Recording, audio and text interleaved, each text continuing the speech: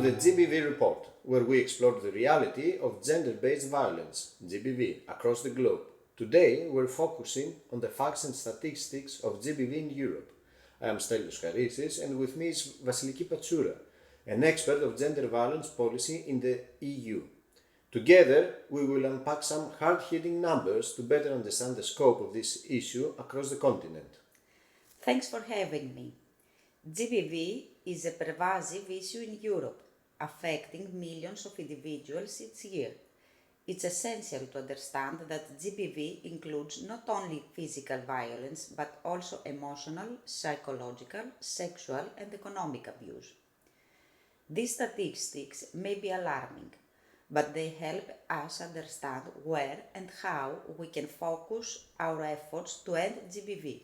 Let's start with some of the numbers. According to the European Union Agency of Fundamental Rights, 1 in 3 women in the EU has experienced physical or sexual violence since the age of 15.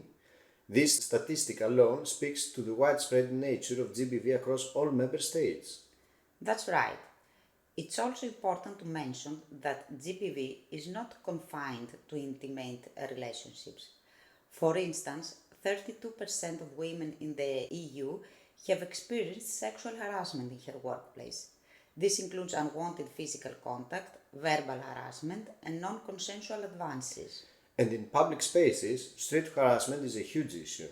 In 2014 FRA report found that over 55% of women avoid certain public places out of fear of being sexually harassed or assaulted.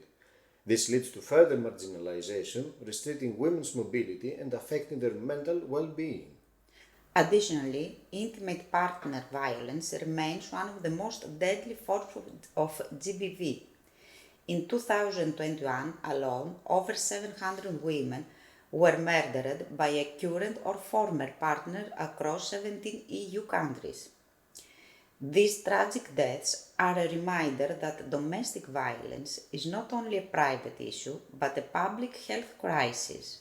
The European Union has made strides in addressing this through legislation and initiatives like the Istanbul Convention, but there is still much to be done. For example, a staggering 74% of GBV victims never report their experiences to authorities, often due to fear, shame, or lack of trust in the system. Absolutely. And digital violence is also becoming more prevalent, with cyberstalking, cyber harassment, and the non-consensual sharing of intimate images, often referred to as revenge porn, rising significantly. In fact, recent studies show that 1 in 10 women in the EU has experienced some form of cyber harassment. These statistics are shocking, but they underscore the importance of collective action. Through legal reforms, education, and public awareness campaigns, we can tackle the root causes of gender-based violence. It's time for all of us, policymakers, communities, and individuals, to commit to meaningful change. That's right. We encourage our listeners to get involved, whether it's by supporting organizations that fight GBV or simply by educating themselves and others on the issue. Every small action makes a difference.